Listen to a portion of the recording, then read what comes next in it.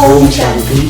प्रजापिता ब्रह्मा कुमारी ईश्वरीय विश्वविद्यालय द्वारा मधुबन कल्चरल ग्रुप पांडव भवन माउंट आबू प्रस्तुत करता है आज का सुविचार। हम आशा करते हैं कि आपका ये दिन इस सुविचार के साथ प्रेरणादायी रहे।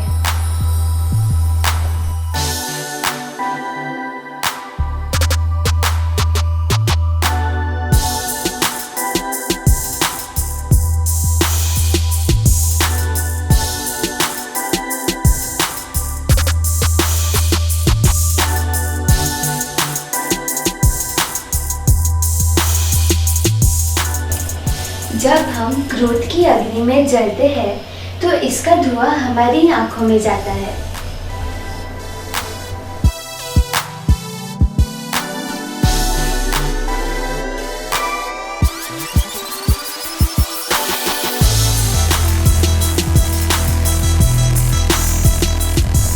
हमसे हमेशा जुड़े रहने के लिए हमारे चैनल को लाइक करके सब्सक्राइब जरूर करें और हाँ, बेल आइकन दबाना ना भूलें।